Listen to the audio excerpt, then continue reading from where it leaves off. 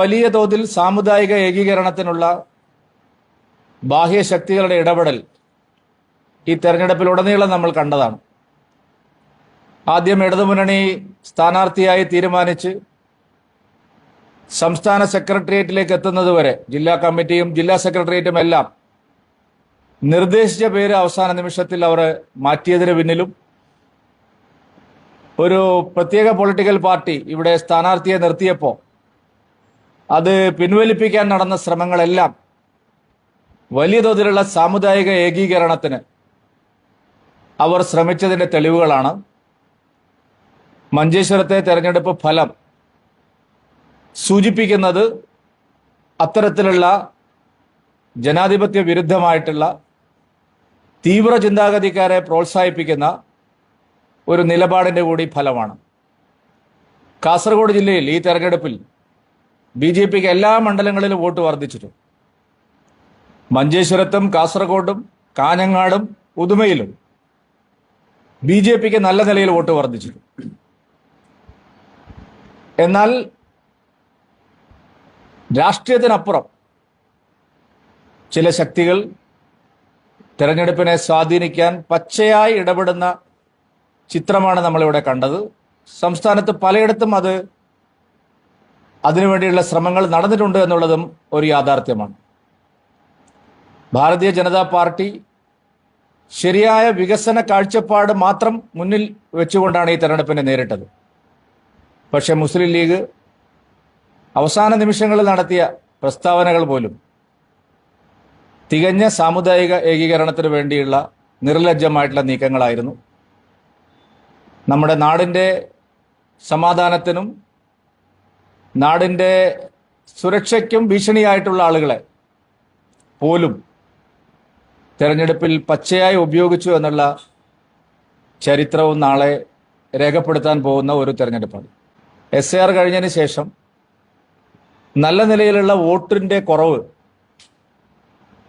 ഒരു ഭാഗത്ത് കൃത്യമായിട്ട് ഇവിടെ ഉണ്ടായിട്ടുണ്ട്.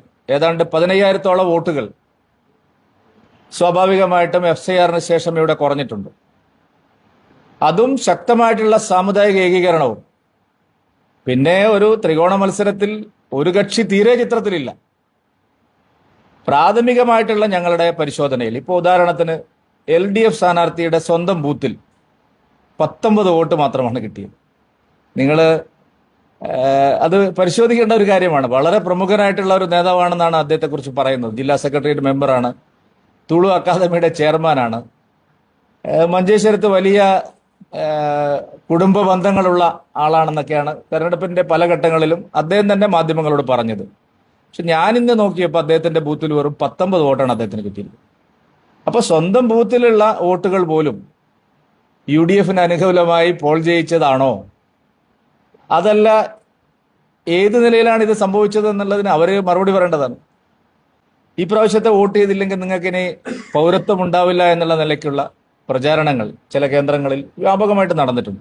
ഒരു ആശങ്ക ജനസമൂഹത്തിനിടയിൽ ഉണ്ടാക്കുന്ന രീതിയിൽ ചില മാധ്യമങ്ങളും, ഞാൻ പേര് പറയുന്നില്ല, ഇവിടെ SDPI സ്ഥാനാർത്ഥിയെ നിർത്തിയപ്പോൾ ഒരു മാധ്യമം ഒരാഴ്ചക്കാലം ആ സ്ഥാനാർത്ഥിയെ പിൻവലിപ്പിക്കുന്നത് വരെ നടത്തിയ ഇടപെടലുകൾ നോക്കൂ. നമ്മൾ കേരളത്തിൽ എവിടെയെങ്കിലും കണ്ടിട്ടുണ്ടോ? പാണക്കാട് താങ്കൾ ഒരുമിച്ച് വരുന്നു, ജിഫ്രി താങ്കൾ വരുന്നു, എല്ലാ പൊളിറ്റിക്കൽ പാർട്ടി ലീഡേഴ്സും വരുന്നു, എല്ലാ മതസംഘടനകളും ഇടപെടുന്നു. അപ്പോൾ അത്തരത്തിൽ എല്ലാവരും ഒരുമിച്ച് വന്ന് ഒരു തെരഞ്ഞെടുപ്പിന്റെ ഘട്ടത്തിൽ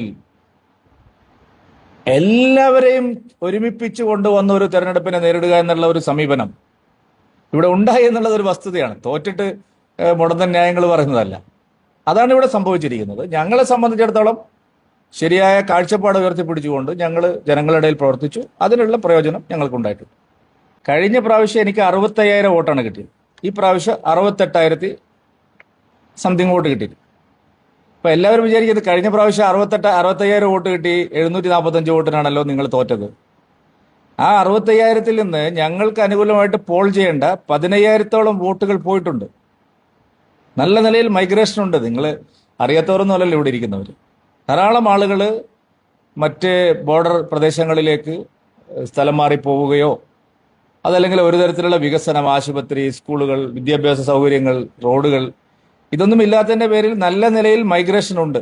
കോസ്റ്റൽ ഏരിയയിൽ താമസിക്കുന്ന സ്ഥലങ്ങളിൽ, ഇപ്പോൾ ഉദാഹരണത്തിന് മംഗൽപാടി, കുമ്പള, മഞ്ചേശ്വരം തുടങ്ങിയ പഞ്ചായത്തുകളിൽ താമസിക്കുന്നവർക്ക് അത്ര ബുദ്ധിമുട്ടില്ല. പക്ഷേ ഗഡിപ്രദേശങ്ങളിൽ റോഡില്ലാത്ത, വെള്ളമില്ലാത്ത, അടിസ്ഥാന സൗകര്യങ്ങളില്ലാത്ത എൺമകജെ, പൊർക്കാടി, പൈവളിക ഇങ്ങനെയുള്ള സ്ഥലങ്ങളിലെല്ലാം അഭ്യസ്തവിദ്യരായിട്ടുള്ള ചെറുപ്പക്കാർ മുഴുവൻ, ജോലി കിട്ടിയവർ മുഴുവൻ സ്ഥലം വിട്ടു പോയിട്ടുണ്ട്. പല ആളുകളും അവരുടെ ബന്ധുക്കളുള്ള സ്ഥലത്തേക്ക് സുരക്ഷിതമായ സ്ഥലം നോക്കി, ഞങ്ങൾക്ക് നല്ല നിലയിൽ ജീവിക്കാൻ സാധിക്കുന്ന സ്ഥലം നോക്കി പോയിട്ടുണ്ട്. ഇതൊരു ശരിക്കും ഞാനൊരു പൊളിറ്റിക്കലായിട്ടുള്ള ഒരു വിഷയം പറയുന്നതല്ല, നമ്മൾ പരിശോധിക്കേണ്ട ഒരു വിഷയമാണ്. നല്ല നിലയിൽ മൈഗ്രേഷൻ ഉണ്ട്. അപ്പോൾ ആ നിലയിൽ നോക്കുമ്പോൾ കഴിഞ്ഞ പ്രാവശ്യം എനിക്ക് 65,000 കിട്ടി, കഴിഞ്ഞ പ്രാവശ്യം കാസർഗോഡ് ഇത്ര കിട്ടി, അതല്ല കണക്ക്. അതിൽ നിന്ന് നല്ല വോട്ട് പോയിട്ടുണ്ട്. ആ പോയതിന് ശേഷവും ഞങ്ങൾ 2 സ്ഥലത്തും വോട്ട് വർദ്ധിക്കുകയാണ് ചെയ്തത്. കാസർഗോഡ് മണ്ഡലത്തിലും വോട്ട് വർദ്ധിച്ചു, മഞ്ചേശ്വരത്തും വോട്ട് വർദ്ധിച്ചു. അതുകൊണ്ട് SIR-ന്റെ നഷ്ടം തീർച്ചയായിട്ടും ഉണ്ടായിട്ടുണ്ട്. പക്ഷേ അടിസ്ഥാനപരമായ കാരണം LDF-ന്റെ അതിഭീകരമായിട്ടുള്ള നിസ്സംഗതയും തകർച്ചയുമാണ്. ഒരു പാർട്ടി, സംസ്ഥാനം ഭരിക്കുന്ന ഒരു പാർട്ടി 50% വോട്ട് പോയിരിക്കുന്നു. അത് ഒരു മണ്ഡലത്തിലും സംഭവിച്ചിട്ടില്ല. ഇപ്പോൾ വലിയ തകർച്ച നേരിട്ട പയ്യന്നൂരിലും അതുപോലെ തളിപ്പറമ്പിലും അടക്കം നിങ്ങൾ നോക്കിയാൽ 50% വോട്ട് നേരെ ഒറ്റയടിക്ക് ഒരു തെരഞ്ഞെടുപ്പിൽ ഇല്ലാതായി പോകുന്നു എന്ന് പറയുന്നത് ഒരു ചെറിയ കാര്യമാണെന്ന് എനിക്ക് തോന്നുന്നില്ല. പരിശോധിക്കപ്പെടേണ്ടതാണ്. ബജറ്റിനിണങ്ങിയ വിവാഹാഭരണങ്ങളുടെ വൈവിധ്യമാർന്ന കളക്ഷനുമായി റോഷി ജ്വല്ലറി. ഡയമണ്ട് ആഭരണങ്ങളുടെ ഏറ്റവും പുതിയ ഡിസൈനുകൾ ഏറ്റവും കുറഞ്ഞ പണിക്കൂലിയിൽ. Roshi jewellery, gold and diamonds, bank road and കോട്ട് റോഡ്, കാസർഗോഡ്. Forever shine.